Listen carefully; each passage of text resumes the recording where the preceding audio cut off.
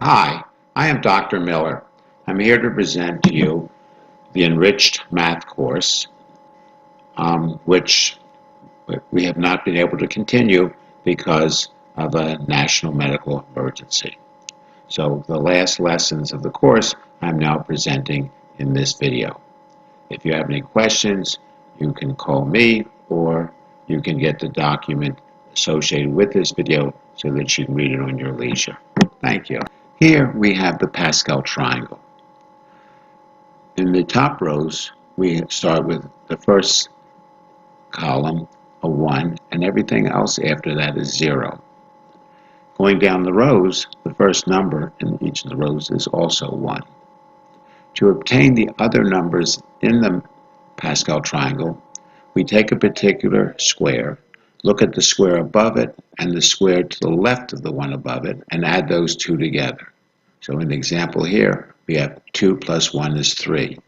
See if now you can explain the numbers that are already in the square, and then when you're finished, see if you can finish off the last two rows. I suggest that you do not try to do the whole video in one go. As you finish up a particular slide, stop and reflect over that slide before you review it and continue. In this case, we're trying to show you the value of patterns. You'll notice that we have a plus b raised to the 0, first, second, and third power. And after that, we put a combination of a, b. So for the 0 power, we have 1. For the first power, we have 2 terms. For the second power, we have 3 terms. And as you'll notice, one more term than the number of power. And then we notice that with a starts off with the power that we're raising a plus b to, and we decreased. And the 1th power goes 1, 0. And the third power goes 3, 2, 1, 0. And for the b term, we start off with 0 and increase. So in the third term, it's 0, 1, 2. And if you'll notice, if you add the exponents of the a and b, they add up to the power. So where we have a the second, b the first, for a plus b the third, 2 plus 1 is 3. Now, we take and extend this and redo it, except this time we put numbers or coefficients in front of each of the AB combinations. So for AB 0 plus 0, AP plus B, we have 1. For A plus B1, we have the first coefficient 1, the second coefficient 1, the same as the number. For A plus B to the second power, again we have the first and last coefficient is 1, and the middle coefficient is 2. For a plus b to the 3, we have the first and last is 1, and the first and last of the next and next to last is 3, the same as the power. Now try this to the 4th and 5th power, and you'll notice in the 4th and 5th power that after you put in the numbers of the exponent, we have some open spaces. See if you can figure out what those numbers are. Clue, look at the last slide. To show you where those patterns came from, let us start off with the rules for exponents. A times A times A can be written as A to the cube, A multiplied by itself 3 times. A to the 5th divided by A to the 3rd is equal to A to the 3rd times A to the 2nd because of the rules for summing.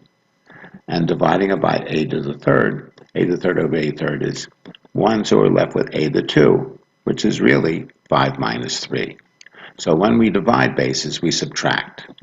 Therefore, if we have a squared divided by a squared, something divided by itself is 1, it's equal to a2 minus 2, which is equal to a to the 0. So any number raised to the 0 power gives us 1 as the answer. To do the rules for multiplying, a to the 2nd times a to the 3rd, we see we have 2 a's and 3 a's multiplied. So altogether we have 5, or 2 plus 3. So when we multiply, we add. And then finally, when we raise something to a exponential power, a squared cubed is a squared 3 times. But we add when we multiply, so it's a to the 2 plus 2 plus 2, which can be written as a to the 3 times 2. So this gives us the rules when we raise a base to a power. You'll notice all the bases are the same, in this case a. Okay, we finish up this introduction with basically the distributive property. But before that, we start off and note that we don't always necessarily have the same base. So we can add or multiply bases that are different. We just have to leave them the same. So what we're doing is we're having 2a squared b cubed times 3a cubed bc squared.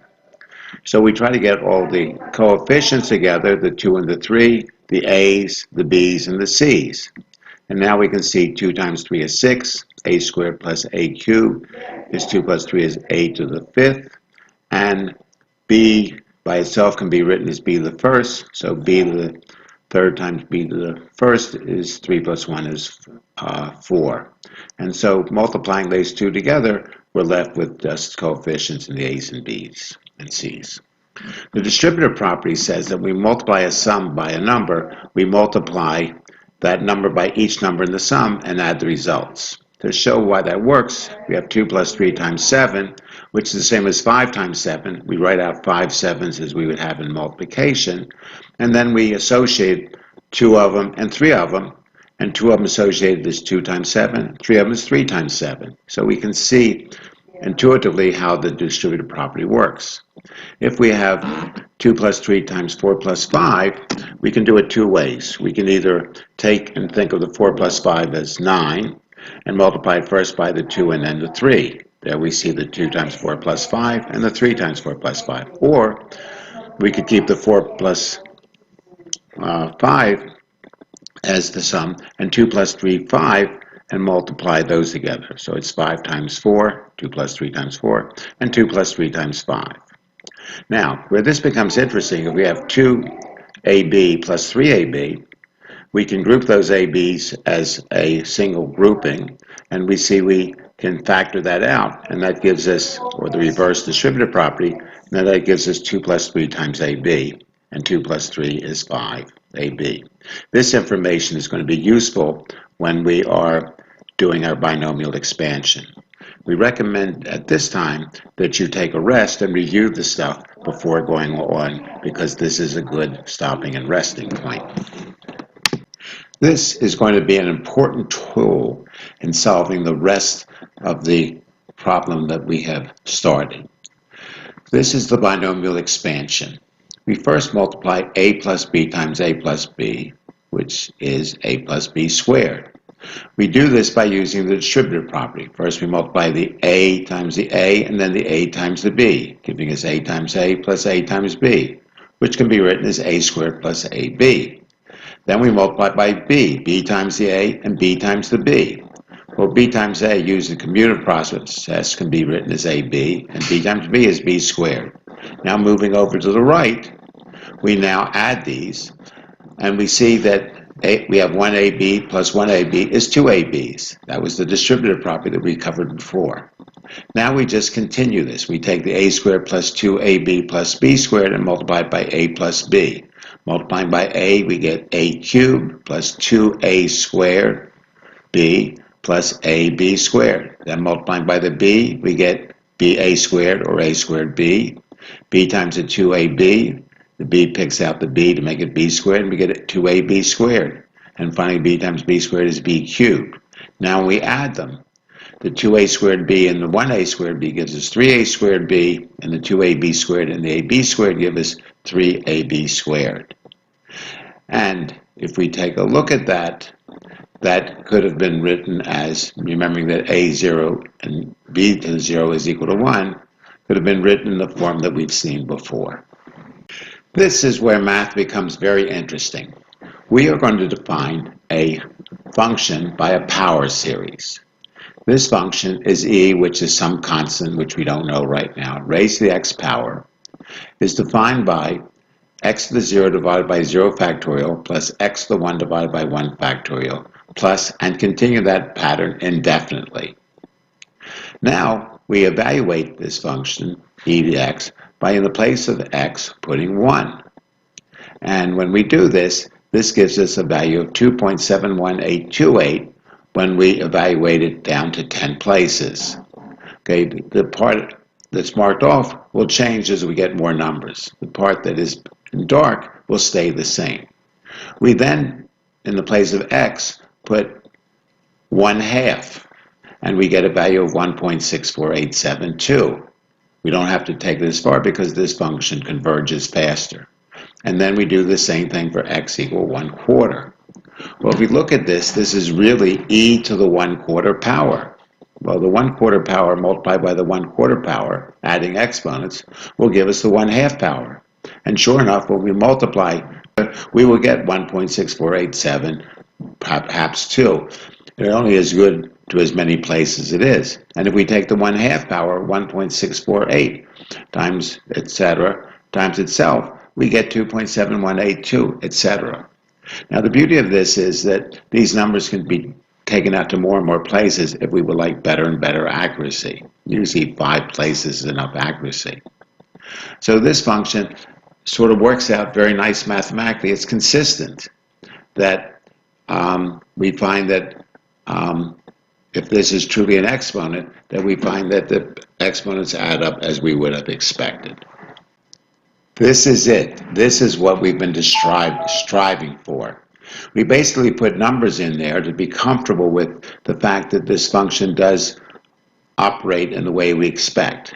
What we're now going to do is do a proof. We're going to take e to the x and multiply it by e to the y as a power series, and we're going to use the binomial expansion approach, or the distributive property. First, we multiply e to the x by y0 divided by 0 factorial, which is the first line in our multiplication. It's basically y0 over 0 factorial is multiplied by each term in the e to the x thing. We now do the same thing for y1 over y1 factorial. Gives us the second line. Same thing for y3, 2 over 2 factorial, which gives us the third line. And we would continue that ad infinitum. Okay, and now we start adding up the terms. So from the first group, we get 1 term. From the second group, we get 2 terms, which we've marked in green as the sum.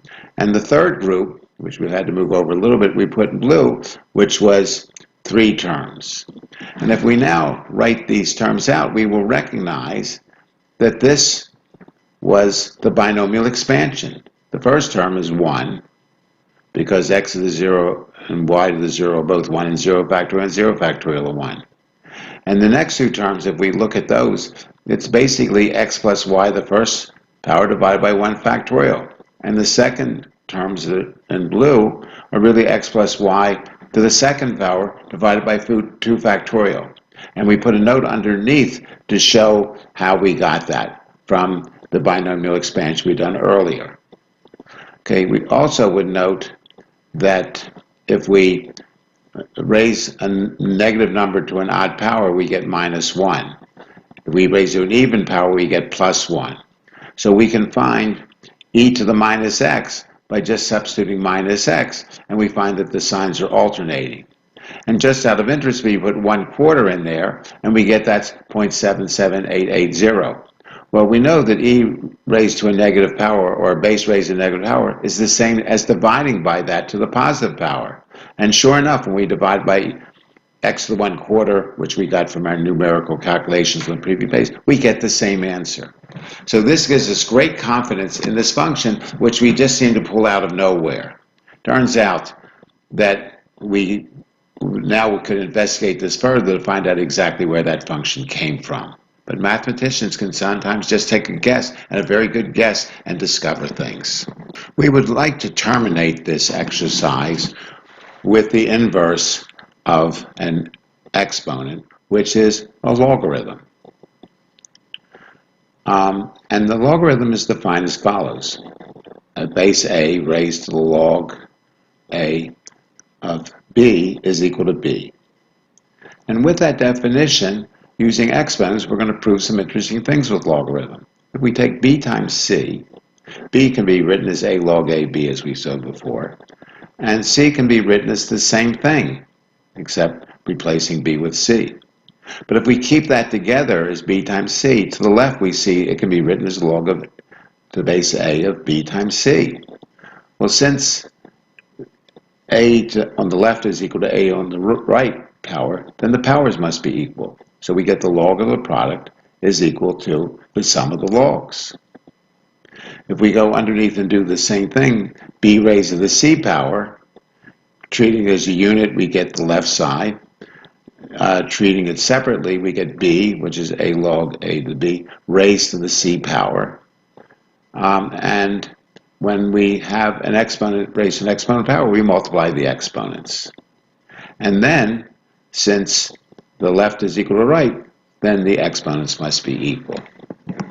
This last slide we put in is just basically to allow us to change bases. We show that, again, a to the log a base b is equal to b.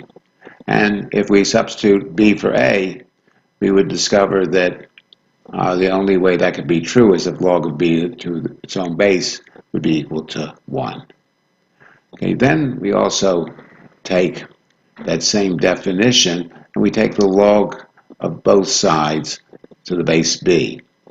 On the first side, we get an log of an exponent. It's the exponent times the log of the base. And on the last side, the log of b to the b is 1. So we see that we interchange bases and multiply them together. That'll always give us 1 no matter what the bases are. And the last one is we want to change from one base to another base, knowing what the exponent on one side is. We take a to the x equal to b to the c. We want to find out what x is. We take log of a on both sides, then that becomes x log of a, which is 1, so that leaves us x. On the other side, log of a b to the c, that's an exponent, so it's c times log of a to the b, which is what x is equal to. So this is just a little extra thing to help us doing calculations beyond what we